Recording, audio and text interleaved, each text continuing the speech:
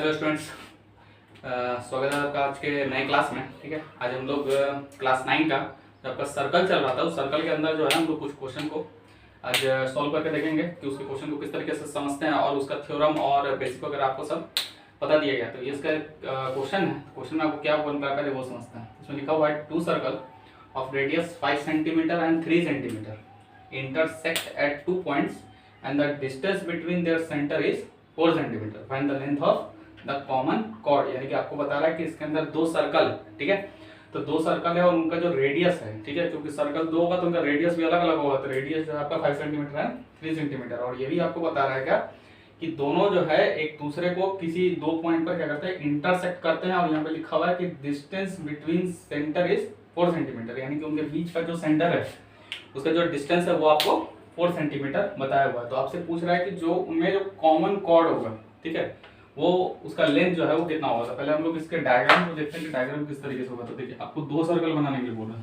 तो अब जो है इस तरीके से जब आप कॉपी पे बनाएगा तो इक्वल बनेगा सही से, ठीक है। तो यहाँ पर आपको बता रहा है कि एक इसका सेंटर यहाँ पे है, ठीक है, और दूसरा सेंटर इसका यहाँ पे है। और आपको इसमें एक बात बोल रहा है क्या कि इन दोनों को जो है किसी पॉइंट पर, अब इन दोनों को जो है हम लोग मिला देते, इसके सेंटर को मिला देते। तो सेंटर को मिलाने के बाद इसमें आपसे लास्ट में एक बात पूछा था कि कॉमन कॉर्ड, तो कॉमन कॉर्ड होगा जो दोनों में होगा। तो कॉर्ड जो कॉमन है दोनों में है तो वो यहाँ पे होगा, ठीक है, इस तरीके से। ये आपका आ गया कॉर्ड आ गया। अब इसके पॉइंट को जो है हम लोग सॉल्व करने से पहले इसको मिला देंगे इस तरीके से, यहाँ से यहाँ और यहाँ से यहाँ, और इसके पॉइंट्स को आपस में मिला देंगे। तो पॉइंट्स को हम लोग आपस में कॉमन इस तरीके से मिला देते हैं। तो हम लोग को पता है कि पॉइंट्स को कुछ उनका पॉइंट्स को नेम करना पड़ेगा, ठीक है। तो पॉइंट्स को नेम करने के लिए हम लोग देखिए क्या करते हैं, यहाँ पे आपका आ जाएगा पॉइंट ए, पॉइंट बी, और क्योंकि ये और ये जो है दोनों रेडियस है, दोनों पॉइंट जो है वो आपका रेडियस है, ठीक है। तो रेडियस है तो ये आपका ओ डैश हो जाएगा और यहाँ पे आ जाएगा आपका ओ और बीच में आपका आ जाएगा सेंटर एम, ठीक है। यहाँ पे ये सेंटर एम है। अब हम लोग जो है क्वेश्चन को जब सॉल्व करेंगे तो क्वेश्चन को सॉल्व करने के लिए देखिए आपको इसमें क्या करना पड़ेगा कि आपको एक इसमें ट्रायंगल दिख रहा होगा ये वाला। तो हम लोग ट्रायंगल बाय ट्रायंगल जो है इसको सॉल्व करेंगे तो इजीली ये सॉल्व हो जाएगा। तो यहाँ पर हम लोग लिखते हैं सॉल्यूशन। तो सॉल्यूशन देखिए किस तरीके से करेंगे। तो हम लोग एक पहले ट्रायंगल इसको देखते हैं, एंगल ट्रायंगल AMO यहाँ पर लिखेंगे इन ट्रायंगल AMO।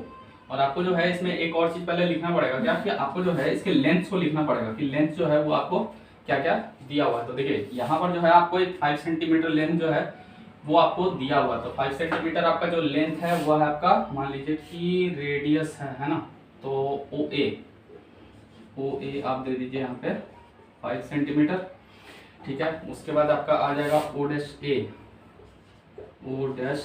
A, वो आपका आ जाएगा कितना, ये आ जाएगा आपका 3 सेंटीमीटर, ठीक है।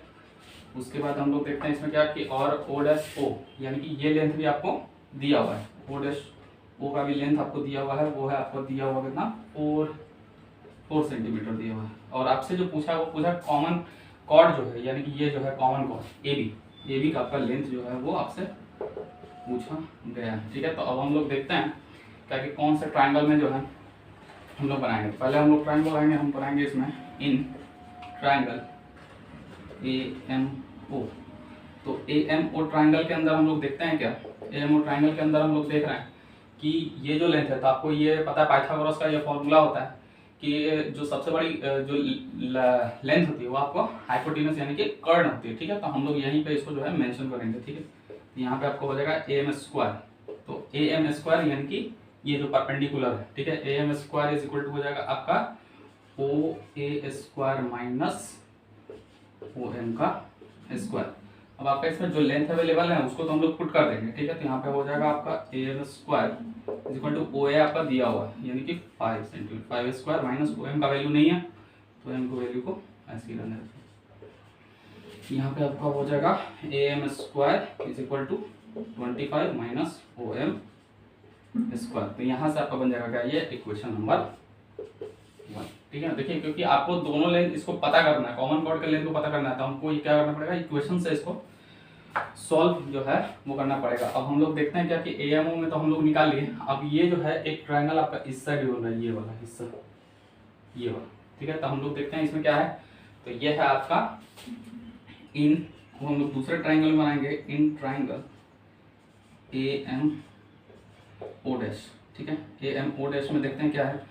ए एम ओ डैश में है आपका, ए एम ओ डैश में देखिए आपका ये जो कॉमन है, तो आपको पता है कि देखिए आपके पास एक लेंथ और है, वह आपका ओ डैश हो आपके पास अवेलेबल है, ठीक है। तो हम लोग इसको जो है अब यूज में लाएंगे। तो यहाँ पर हम लोग देखते हैं क्या, ओ डैश ए स्क्वायर, ठीक है। तो आपको इसमें जो है ओ डैश ए स्क्वायर में क्या लिखना पड़ेगा, ओ डैश ए स्क्वायर में हम लोग ओ एम को पहले ओ एम निकाल रहे हैं, एक सेकंड, ए एम को निकाल एम स्क्वायर, क्योंकि ये जो ए एम, ठीक है, ये ए एम लाइन जो है आपकी ये कॉमन लाइन है सर्कल के अंदर, ये कॉमन है, ठीक है। तो हम लोग ए एम को ही यूज करेंगे। तो A M square is equal to हो जाएगा O dash A square minus, अब यहाँ पर देखिए आपको एक बात समझने का कि ये जो दोनों लेंथ है, यानी कि ओ डैश ओ की लेंथ आपको पता है 4 सेंटीमीटर, ठीक है। ओ डैश ओ की लेंथ जो है वो 4 सेंटीमीटर है, यानी कि ये पूरी लेंथ अगर आपको पता है तो पूरी, अगर ये पूरी लेंथ है, मान लीजिए कि एक लाइन, ठीक है, और इस लाइन को यहाँ से अगर ब्रेक कर दिया जाए, लेकिन आपको पूरे लेंथ का अगर पता है, यानी कि ए पॉइंट ये बी पॉइंट, तो ए बी का वैल्यू अगर आपको पता है, ए बी की वैल्यू आपको पता है कि 4 सेंटीमीटर, तो अगर 4 सेंटीमीटर में से अगर एक हिस्से को अगर हटा दिया जाए तो दूसरा हिस्सा तो अपने आप आ जाएगा। तो वही चीज़ हम लोग जो है यहाँ पे भी करेंगे। यहाँ पे क्या कर देंगे, हम लोग कर देंगे 4 माइनस जो आपका बचा हुआ हिस्सा है, यानी कि ओ एम का होल स्क्वायर, ठीक है। यहाँ से आपको समझ में आ गया होगा कि किस तरीके से पूरा लेंथ आपको पता है, पूरे लेंथ में से अगर हम एक लेंथ घटा देंगे तो दूसरा लेंथ अपने आप आ जाएगा। तो यहाँ पर देखिए अब एक यहाँ पे आपको छोटा सा काम करना पड़ेगा, A M square is equal to O dash A की वैल्यू आपको पता है, वो है आपका 3 और 3 का स्क्वायर हो जाएगा, और 4 माइनस ओ एम स्क्वायर, तो ये आपको बन जाएगा ए माइनस बी का होल स्क्वायर।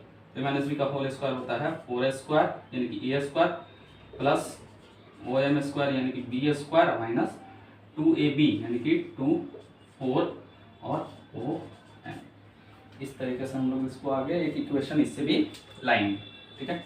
अब यहाँ पे A M square is equal to हो जाएगा आपका, ये हो जाएगा 9 और माइनस यहाँ पे ब्रैकेट, ये हो जाएगा 16 plus O M square minus 4 2 जा 8 1।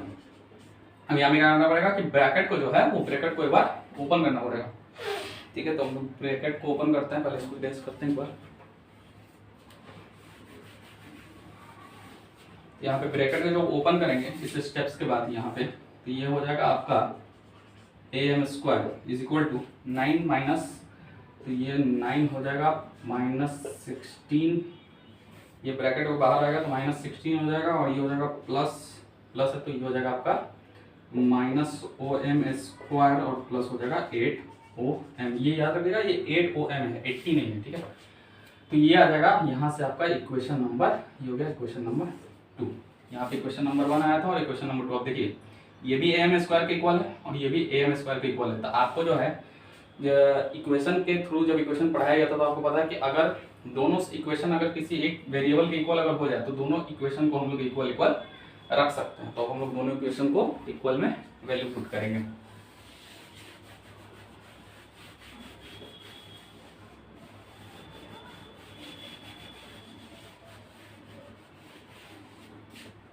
यहाँ पे देखिए इक्वेशन नंबर 1 को यहाँ पे लिख लेते हैं। तो इक्वेशन नंबर 1 था आपका A M square is equal to 25 minus O M square, ये था आपका इक्वेशन नंबर 1। इसको इरेज कर लेते हैं। अब दोनों इक्वेशन को जो है आपस में इक्वल कर लेते हैं। तो पहला इक्वेशन था आपका 25 minus O M square is equal to, अब 9 माइनस 16 करेंगे तो 9 माइनस 16 आपका माइनस 7 हो जाएगा, minus 7 minus O M square plus 8 O M आ गया, ठीक है। और यहाँ से देखिए ये माइनस ओ एम है, तो ये माइनस ओ एम है तो ये लेफ्ट साइड से राइट साइड में जाएगा, ठीक है। तो राइट साइड में कट जाएगा तो ये माइनस हो जाएगा प्लस, तो यहाँ से ओ एम जो है आपका कट जाएगा, ठीक है। ओ एम स्क्वायर से ओ एम स्क्वायर आपका कट जाएगा, तो आपके पास बचा क्या। अब ये माइनस 7 जो है वो आ जाएगा आपका लेफ्ट साइड, तो ये हो जाएगा आपका प्लस 7 और यहाँ पे आपका बच जाएगा इक्वल टू 8 ओ एम, यानी कि इसको हम लोग लिख सकते हैं क्या कि 8 O M is equal to 32 लिख सकते हैं। इसको इससे ऐड करेंगे 32 आ जाएगा। तो ओ एम का वैल्यू जो है वो आ जाएगा आपका 32/8 और इसको कट करेंगे तो आ जाएगा 4 सेंटीमीटर, ठीक है। तो ओ एम की वैल्यू जो है आपके पास अवेलेबल है अब, यानी कि ये ये लेंथ आपके पास अवेलेबल है। तो जब आपके पास AM OM की वैल्यू जब आ गई तो आपको पता है क्या कि किसी भी इक्वेशन में जब हम लोग इक्वेशन को सॉल्व करते हैं तो आपको एक चीज पता है कि किसी भी वेरिएबल की वैल्यू जो आपके पास अवेलेबल नहीं है तो उसका आप इक्वेशन नंबर 1 में या 2 में इसमें भी अगर पुट करेंगे तो जो अननोन है यानी कि जिसकी वैल्यू आपके पास नहीं है वो वैल्यू आपके पास आ जाएगी। तो इसी से हम लोग अब यहाँ पे पुट करते हैं इक्वेशन नंबर 1 में। तो इक्वेशन नंबर 1 था आपका AM square is equal to 25 minus OM square. अब OM स्क्वायर यहाँ से तो आपका OM आ चुका है तो यहाँ से इसकी वैल्यू हम लोग रख सकते हैं तो AM स्क्वायर का हमारा आ जाएगा। तो यहाँ पे 25 पहले से माइनस OM यानी कि 4 स्क्वायर यानी कि 25 माइनस 16। अब 25 माइनस 16 का मतलब क्या होता है तो ये हो जाएगा आपका 9। अब यहाँ से क्योंकि हम लोगों को AM का वैल्यू निकालना है AM स्क्वायर करेंगे तो यहाँ से स्क्वायर को हटाना पड़ेगा तो स्क्वायर को हटाएंगे तो सामने रूट लग जाएगा। तो AM इज इक्वल टू हो जाएगा √9 और √9 का वैल्यू होता है 3 सेंटीमीटर। तो यहाँ पे AM का जो वैल्यू है आपके पास वो आ चुका है। तो देखिए अब एक बात तो यहाँ पे बेसिक को समझना एक जरूरी है क्या, देखिए ये लाइन जो है ये कॉमन कॉर्ड ठीक है यहाँ से यहाँ। अब ये पूरी लाइन जो है अगर हम इस ट्राइंगल को अगर घुमा के सीधा कर दें यानी कि इस B को उठा करके यहाँ पे रख दें यानी कि डायग्राम को जो है रिवर्स कर दें ठीक है इनवर्स कर दें। यहाँ से जब करेंगे तो ये B ऊपर चला जाएगा A नीचे आएगा तो फिर से ये जो जितने पॉइंट्स हो फिर से एक पॉइंट करना पड़ेगा। यानी कि आप देखिए बात समझिए अगर ये लेंथ है पूरा एक कॉर्ड लाइन को ड्रॉ किया गया तो अगर ये बीच में से यहाँ से अगर ब्रेक है तो यानी कि ये इक्वल है और ये इक्वल है। तो यानी कि अगर आप जो है एक हिस्से को अगर पता कर लो ठीक है एक हिस्से को ऊपर वाला या नीचे वाला हिस्सा अगर आप पता कर लो तो सिंपल सा बात है कि उसी हिस्से में सेम लेंथ को अगर हम ऐड करेंगे तो ये जो नीचे वाला जो लेंथ है वो भी आपका आ जाएगा। यानी कि अगर यहाँ पे 4 सेंटीमीटर है तो ये भी कितना हो जाएगा 4 सेंटीमीटर। तो 4 + 4 को जब ऐड करेंगे तो ये पूरा लेंथ जो है पता चल जाएगा कि पूरा लेंथ कितना है। तो हम लोगों को जो है यहाँ पे इसी बात को समझना कि AM का वैल्यू आपके पास आ चुका है। तो जब AM की वैल्यू आ चुकी है और आपसे जो पूछा गया था वो पूछा गया था AB की वैल्यू AB। तो यहाँ पे हम लोग लिख सकते हैं सो AB इज इक्वल टू, अब AB इज इक्वल टू क्या हो सकता है AB इज इक्वल टू हो सकता है कि अगर हम लोग इसमें जो है इसको या तो ऐड करते और या तो 2 से मल्टीप्लाई कर दे यानी कि AM को मल्टीप्लाई कर दे। यहाँ पे हो जाएगा आपका AM × 2 हो जाएगा। तो एक जो वैल्यू आपका वो 3 है इसको 2 से मल्टीप्लाई कर देंगे तो हो जाएगा आपका 6 सेंटीमीटर जो आपका AB का वैल्यू है। जो कि आपका क्वेश्चन में पूछा गया था find the length of common chord. तो कॉमन कॉर्ड की लेंथ जो है वो आपकी आ जाएगी 6 सेंटीमीटर ठीक है। चलिए अब हम लोग जो है वो नेक्स्ट क्वेश्चन को देखते हैं। तो नेक्स्ट क्वेश्चन है ये सर्कल से रिलेटेड एक और इम्पोर्टेंट इसमें अभी आपको पता चलेगा कि क्या है इसमें। अब देखिए इसमें क्वेश्चन में लिखा हुआ है कि in the given figure AB and C are 3 points on a circle with centre O। यानी कि आपको जो है बता दिया पहले क्या सर्कल के अंदर जो है आपको 3 पॉइंट बनाने के लिए बोला है AB एंड C। उसके बाद आपको बोल दिया कि जो सेंटर है वो सेंटर O और आपको ये भी बता दिया कि सच दैट एंगल BOC ठीक है एंड एंगल AOB। यानी कि आपको बताया कि एंगल जो है वो दोनों का दोनों O पे ही यानी कि सेंटर पे ही क्रिएट होगा। तो यहाँ पे आपको बता रहा है BOC। तो BOC आपका इस साइड है यानी कि इस साइड हो जाएगा आपका 30 डिग्री और आपको एक और एंगल बताया एंगल AOB हो जाएगा आपका 60 डिग्री। और आपसे पूछा है कि if D is a point on a circle other than arc find ADC। यानी कि आपसे पूछा है ये पॉइंट जो है वो कितना होगा कि यानी कि अगर एक और पॉइंट ये आपको लास्ट लाइन बताया कि एक और जो है आर्क के अलावा कहीं और जो है एक और पॉइंट अगर बना दिया जाता है वो पॉइंट D है तो यहाँ पर जो एंगल क्रिएट होगा यानी कि एंगल ADC होगा वो कितना होगा। तो देखिए अब आपको एक बात समझना है यहाँ पे क्या कि सॉल्व किस तरीके से करते हैं। तो देखिए आपको पता है क्या कि एंगल जो है एंगल AOB और एंगल AOC अगर इसको टोटल अगर मिलाया जाए ठीक है अगर इसको टोटल मिला दिया जाए तो वो हो जाएगा आपको किसके इक्वल 90 डिग्री के ऊपर होना चाहिए। क्योंकि अगर लाइन को जब ओपन करेंगे तो ये जो है 90 डिग्री के इक्वल होगा। तो यानी कि अगर हम लोग चाहें तो ये लिख सकते हैं क्या 60 + 30 एंगल AOB यानी कि हो जाएगा ये angle 60 degree and plus 30 degree is equal to 90 ठीक है। हाँ चलिए 90 डिग्री के इक्वल हो गया। अब यहाँ पर जो है आपको नेक्स्ट लाइन जो सॉल्यूशन है वो लाइन लिखने से पहले आपको एक स्टेटमेंट लिखना पड़ेगा यहाँ पे since angle made by an arc on the center, angle made by an arc on the center is double the angle, double the angle. देखिए आपको डायग्राम को देख करके ये जो स्टेटमेंट आप आसानी से चाहे तो लिख सकते हैं, made angle double the angle made by